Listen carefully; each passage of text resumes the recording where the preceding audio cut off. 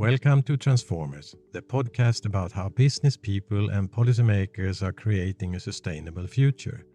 I'm your host, Kai Embren. According to the UN, the global population is projected to reach 9 billion in 2050. Food production is one of the leading causes of climate change and creates between 25 to 30% of global greenhouse gas emissions every year. How can we feed the planet without costing the Earth?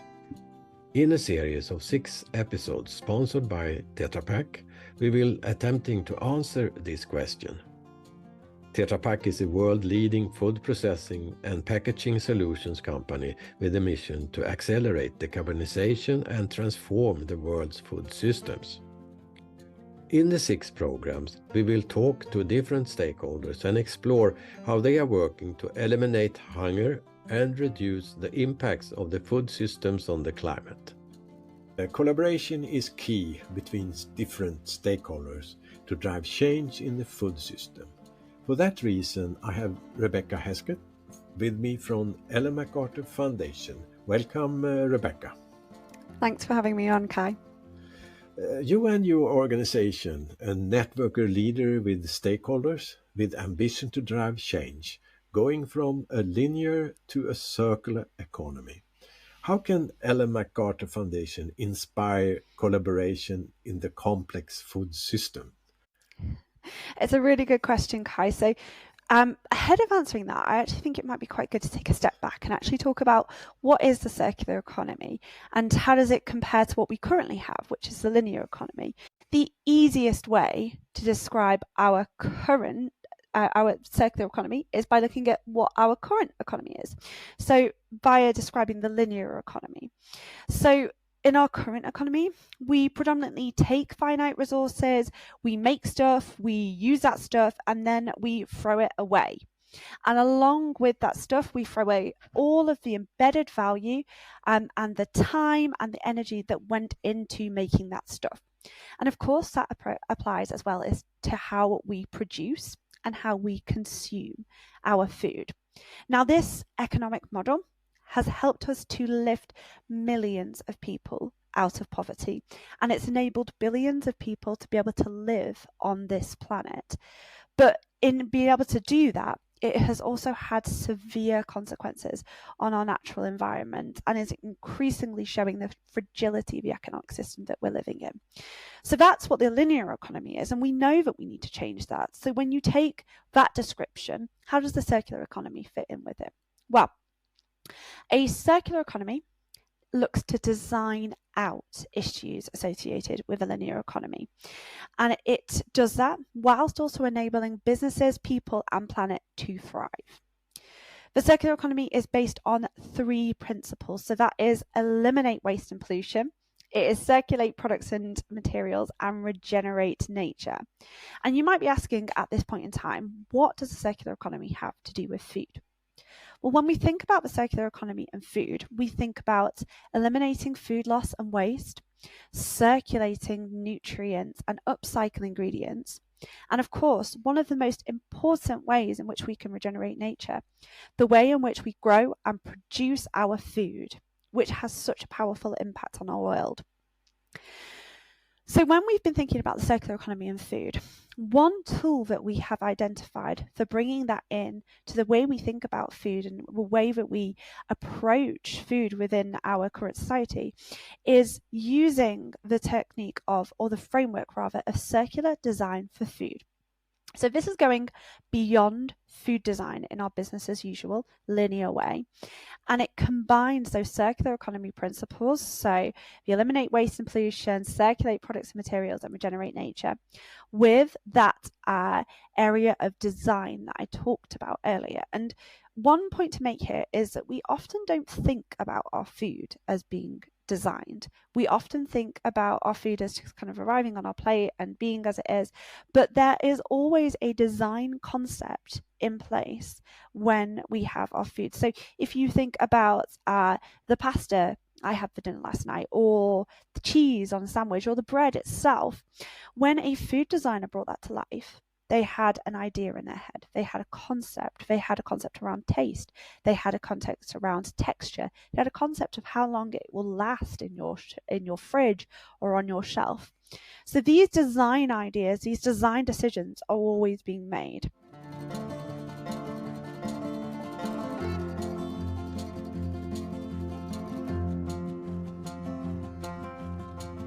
So then when looking at circular economy, the way we make our food design plays a really important role in bringing that circular economy decision making in at that point in time. So it's what we've been identifying through circular design for food is an actionable framework to redesign product portfolios. And it looks at ingredient selection and sourcing. It looks at that whole portfolio itself, but also the packaging too. So there's product concepts, including all of those different aspects of it.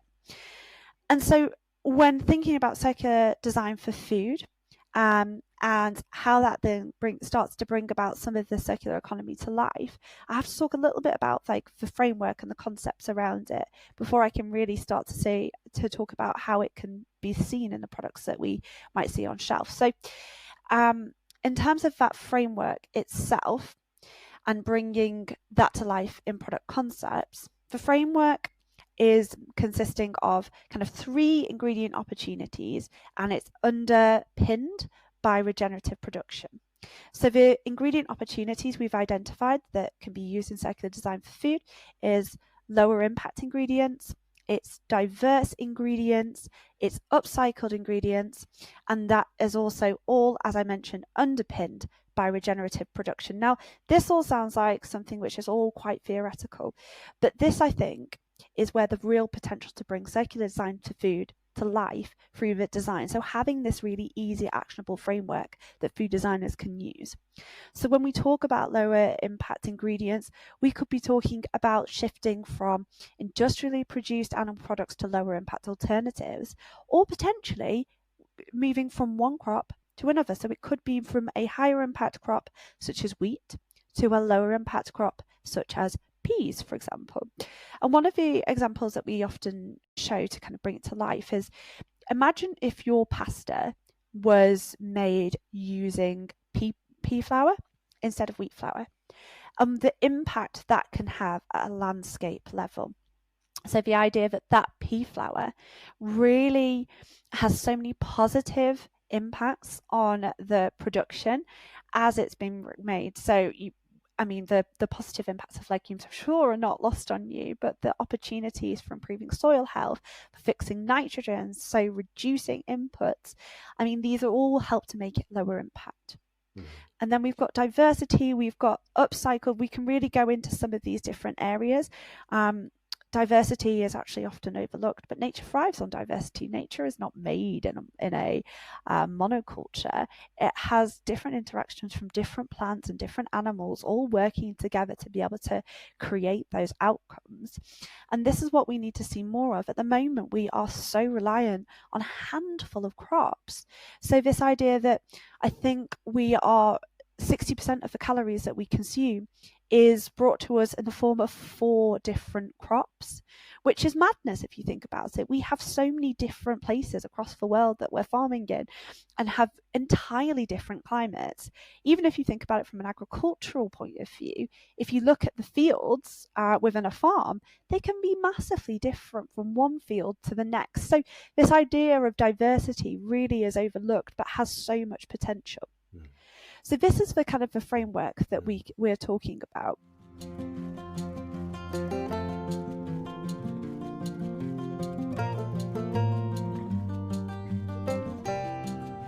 Do you see any barriers to implement this type of thinking into business?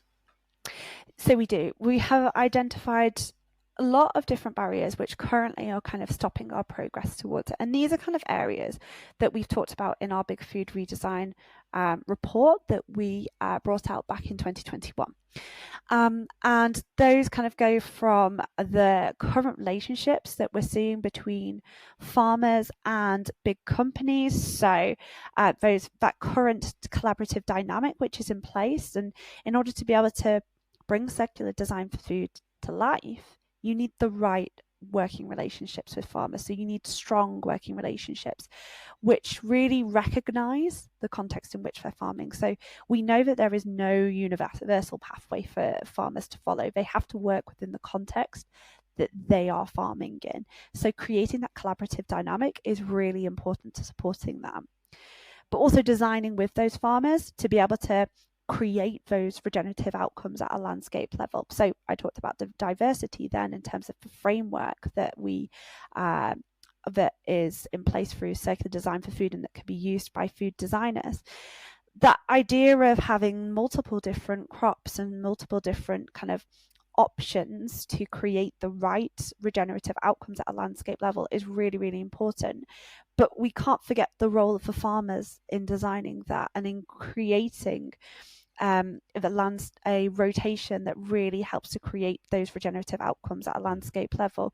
So involving that farmer and their reality in the food design strategies over time and really helping to create a link between what we need at a farm level to produce to create this regenerative outcome and those products that we see on shelves. So that's one of those barriers, but there are others as well, and we know that it's about that we need to see action from companies around creating ambitious, well-resourced action plans. So although we know that this is difficult, we know that there are many opportunities for these businesses to really put in place product development strategies that combine that circular design for food framework and then start to really transform their ingredient portfolios. Which role play a tool like procurement or innovation in this process? So procurement, I think, is a really important and great opportunity. But I think policy overall, having that supportive policy framework and the role of procurement through governments there in order to support that is a really, really important area. And as a kind of action area that we also identified through this report. So we know that governments recognise the role that food plays in system transformation and the important role it can play in tackling climate change and biodiversity loss. And we feel that there is a real opportunity for those policies to be able to support what the transformation that circular design for food and circular economy policies can really create in that food system. So we think there's an opportunity here for those governments to really bring about these policies, but also for businesses to support them and to encourage the bringing about of those policies. So most definitely the wider policy bracket, there is so much that we should be able to do and need to do to be able to remove barriers to bringing the circular economy into place. And innovation. And innovation as well. I think in terms of innovation and really creating those enabling policies, that is really important.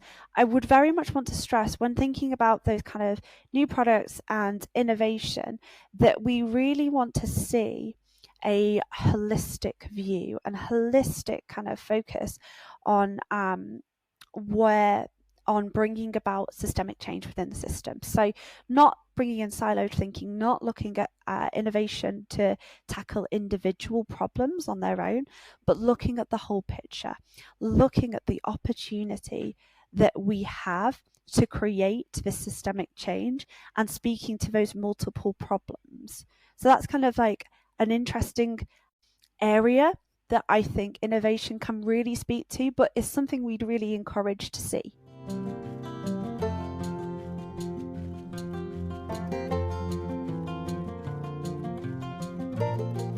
What is the expectation about the Big Food Redesign Challenge? How is it with the setup? Who are involved? So that's a really good question. Actually, it leads back to my first point as well about the work that we're doing through the Food Initiative at the Ellen MacArthur Foundation and that circular design for food. Because one of those areas that we identified that we really need to see action is bringing to life iconic products, so inspirational products that really start to demonstrate that circular design for food can be scaled, can be brought into existence through these products. So one of the opportunities we think we've created to help companies to think about how these products could encompass circular design for food, to be able to have this space to innovate, to trial, to really start to be creative, is via creating this challenge. So the challenge itself really aims to kind of catalyze and inspire the food industry to produce food that helps nature to thrive. So it's by applying the principles of circular design for food. And participants can use that framework in order to create this food product that have that potential to regenerate nature. So participants will be designing new food products. They might even be redesigning old food products that we know and we love in order to meet those circular design for food principles. And those successful teams that are going into the challenge, that are submitting these ideas and are successful, will then have the opportunity to pitch to retailers to be able to bring those products to market, which is a really exciting thing to see.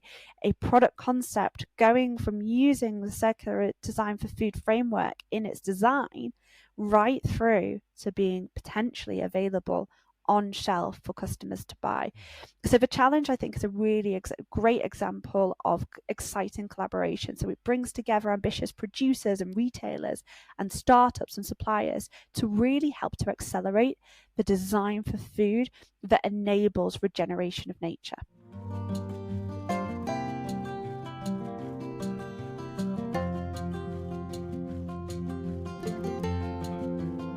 And what sort of expectation do you have, and which type of companies do you see involved in this? Kind of starting with that first question around kind of how long it will go on for. So we're at the very start of the challenge at the moment. So we launched back in May, and we then opened up the challenge for participants to be able to apply. So at the moment, we're in that first stage where we're looking for interested companies to apply to be part of the challenge. And this phase is very much about testing and learning. We refer to it as a design phase.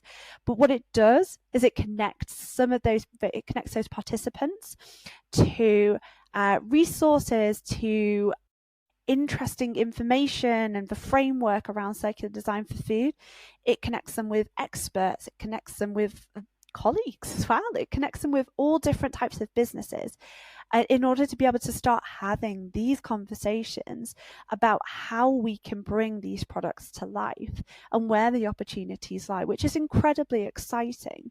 So this is that first phase. But as we move through over this 18-month window that we're working on the challenge and we're operating, we will then start to see those successful product design ideas which have been brought through coming into life and being created and produced, then with the end result being hopefully these products showcased and their stories around the design and how they've been brought to life and some of their learnings shared in a way that should be helpful to others who want to work along this path too. Martin Frick mentioned earlier the needs to empower the small producers and farmers in our food system. In your new challenge, you also address small producer. How feasible is it for a poor small producer to be more engaged? So we are very clear that businesses of all size have a role to play in bringing about change. So right up from the big companies producing those products that we're all familiar with and we all love and have in our store cupboards at home, right through to those small startups, those small producers who are working in very, very innovative spaces, sometimes more unknown spaces.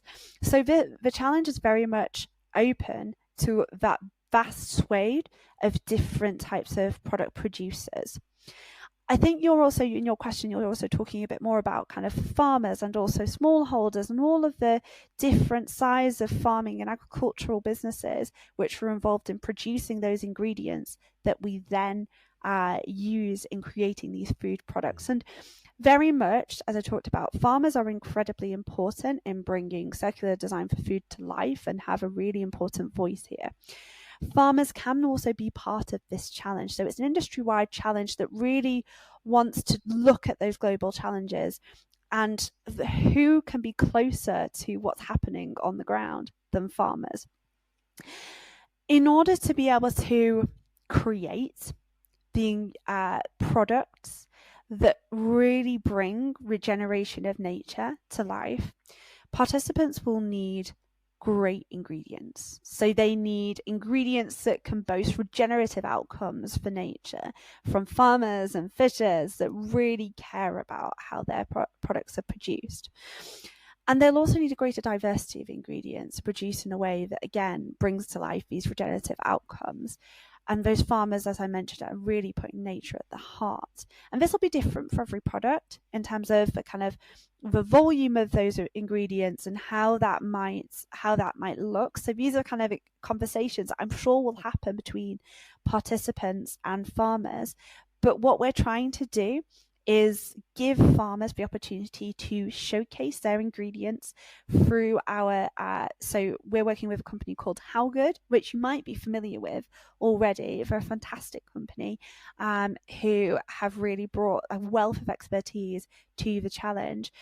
And they are using their supplier portal to be able to give those farmers that are working with nature at the heart of their business the opportunity to showcase their ingredients. Now, for farmers of different sizes, what they're offering might be different, but we know that there's different mechanisms to be able to offer those products in a way that businesses can then use them. So it might be that smaller farmers will be working through cooperatives, and we have seen some really interesting examples through our other work. So some of our other case studies work of cooperatives and groups of small producers really farming, really working together to bring regenerative outcomes where they can, and to really work with nature at their heart. So one of the examples that we often talk about is the system of rice intensification, and an example that we give is Lotus Foods, who are working with lots of different rice farmers who are growing their rice so it impacts less on nature and climate than conventional rice would impact. So using agroecological approaches to be able to produce that rice, which is really exciting and a great example of where that collaboration is happening. But like I said, lots of different products that might be different ways for farmers and producers to engage together to make sure that we're supporting regenerative outcomes at a landscape level. Seems to be a big ambition, and hopefully we will see change coming out from the work you're doing.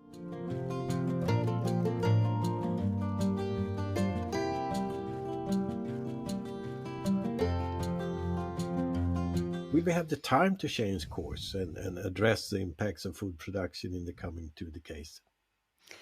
So I'm an optimist, and I always have been, I always will be. And I firmly believe we have a chance and the opportunity to make this change in time. But we do have to act now, and we know that we have to act now. So to do that, we need to bring about a circular economy into our food system and create that food that is good for nature, which is good for farmers and for business and for our planet. Thank you very much, Rebecca, for your participation in Transformers today. Thank you very much. It's great to be on the podcast. Thank you.